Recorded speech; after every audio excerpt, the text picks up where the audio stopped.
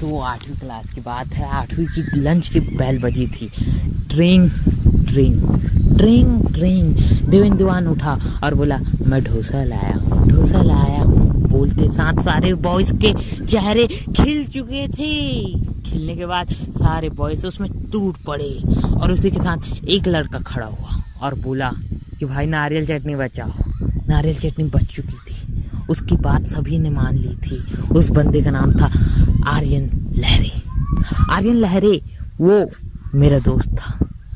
मैं, देवेंद्र दीवान और आर्यन लहरे तीनों एक साथ बैठते थे तब। तो उसी के बाद देवेंद्र ने बोला कि ठीक है आर्यन, चटनी बच चुकी है लेकिन उसे घर जाके खाएंगे। घर जाने की बात आई तो आर्यन भी बोला ठीक है भाई। मैं भी बोला अच्छा ये बात है तो ठीक है, घर ही जाके खाएंगे।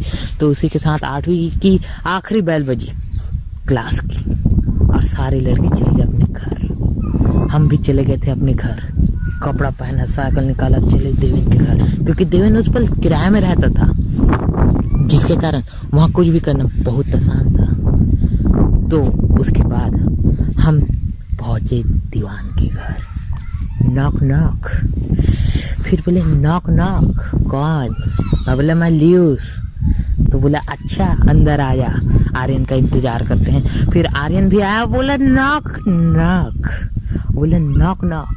हम जान गए वो आर्यन लहरे हैं। हमने पूछा नहीं, सीधा गेट खोल दिया। हा हा, इतना दिमाग है किसी में। फिर अपन आया अंदर, देखे उसका घर 3 कमरों का घर था। एक किचन था, एक हॉल था और एक बेडरूम था। तीनों ऐसे लाइन से बिछे हुए थे। हमने थोड़ा जांच पड़ताल की, देखा उसका घर कि कितना बड़ा है। अच्छा खासा बड़ा था। उसके पापा ड्यूटी में जाते थे, उसकी मम्मी गांव में रहती थी क्योंकि वो टीचर थी। उसके बाद हमने वहाँ पार्टी करने की पूरी तैयारी कर चुके थे। हम वहाँ पास हम गए किचन में, बोले चल टिफिन निकाल। टिफिन निकालने के बाद वहाँ नारियल चटनी खोली हमने और टिफिन में डाला। कैद कैद कैद, कितना प्यार से डाला था उस नारियल चटनी। लेकिन तभी एक के दिमाग में आया कि भाई हम सूखा खाएंगे, इसके साथ कुछ हो जाए।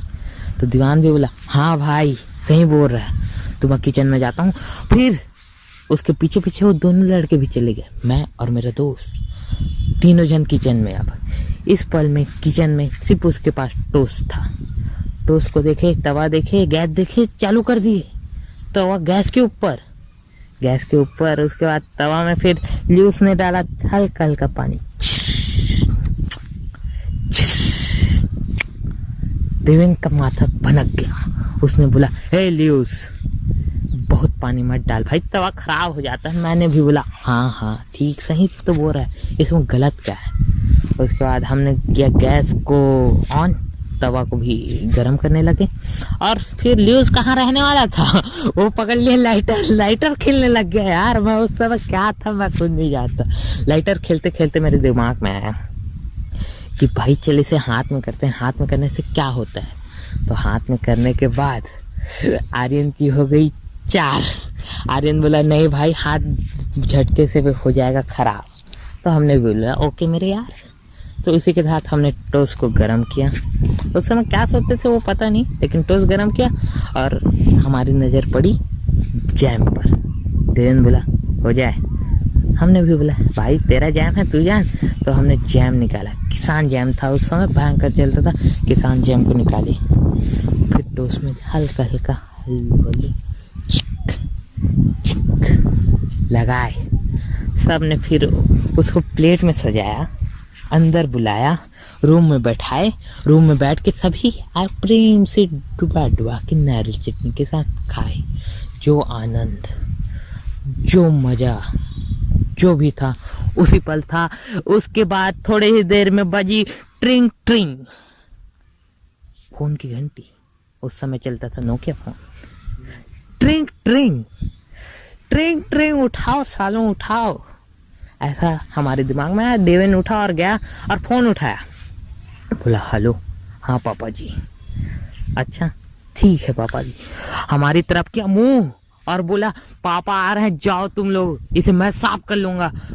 उसकी नहीं पता क्यों अपने पापा से इतनी फटती थी, वो हम नहीं जानते, लेकिन फटती थी। भाई बाप बाप होता है, बाप तो बाप रहेगा। तो उसके बाद हम चले गए अपने अपने घर। लेकिन आर्यन कहाँ रहने वाला था? आर्यन भूल चुका था अपना कुछ सामान, और वो सामान को भूलने के बाद वो भूल के चला गया, अपने घर की ओर निकल गया। उसके पापा आए, बोले खाट खाट, फिर बोले खाट खाट। देवेन बोला हाँ पापा जी, खो रहा हूँ पापा जी अंदर।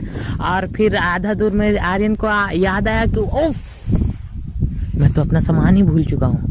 और वो क्या था? घड़ी हो सकती है, कुछ भी हो सकती है। मैं घर चला गया था, इसलिए मुझे पता नहीं था। उसके बाद तुरंत देवेन दीवान के घर आर्यन फिर चला गया। लेकिन उस पल तक उसके पापा आ चुके थे। आर्यन भी डरने लग गया, क्योंकि बाप तो बाप रहेगा, किसी का भी बाप हो, बाप बाप होता है। तो उसी डर के कारण वो उसने खिड़की से झांक करके देखा कि कोई है। तभी उसकी नजर उसके पापा की तरफ गई, और उसके पापा की नजर भी उसकी तरफ गई। दोनों की आंखें यूं टकराई कि वो डर के मारे भाग गया। इससे उसकी इंप्रेशन बड़ी खराब जमी उसके पापा के सामने। तो उसका पापा देवेन को बोले कि ये कैसा लड़का है, चोर है क्या? लेकिन नहीं, वो बहुत अच्छे घर का लड़का था, अच्छा है। लेकिन वो डर गया था, क्योंकि बाप तो बाप रहेगा, बाप तो बाप रहेगा, इसलिए डर गया था। इसीलिए कहा जाता है बाप तो बाप रहेगा। समझा छोटे?